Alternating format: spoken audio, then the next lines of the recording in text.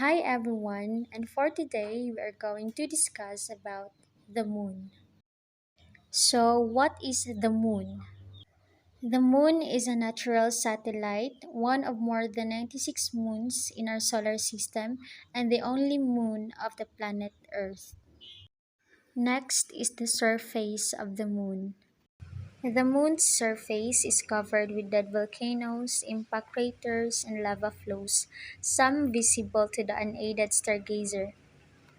Early scientists thought the dark stretches of the moon might be oceans and so named such features Mare, which is Latin for seas, and Maria when there are more than one.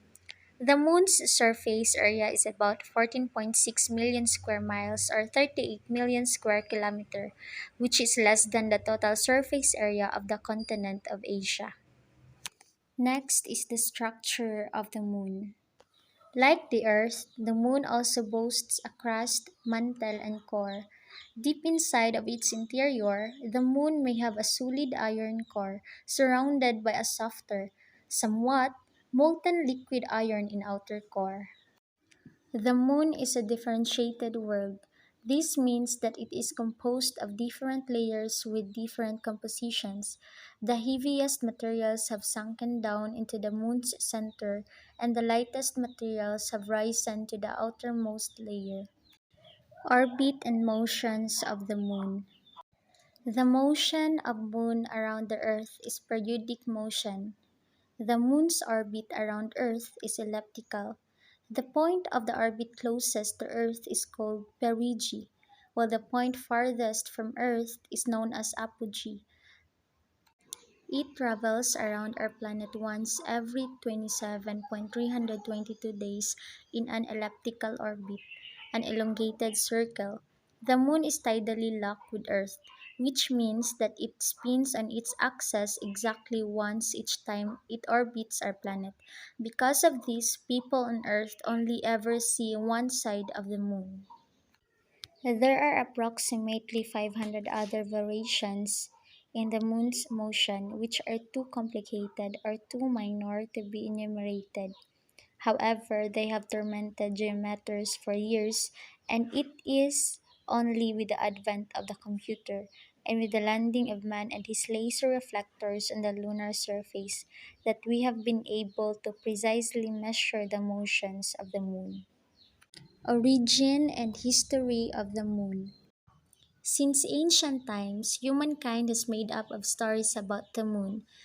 Ever hear that the moon was made of green cheese, or about the man in the moon, or as Native American and Buddhism legends say that a rabbit lives there? Despite our fascination with the moon, no one is completely sure how the moon formed.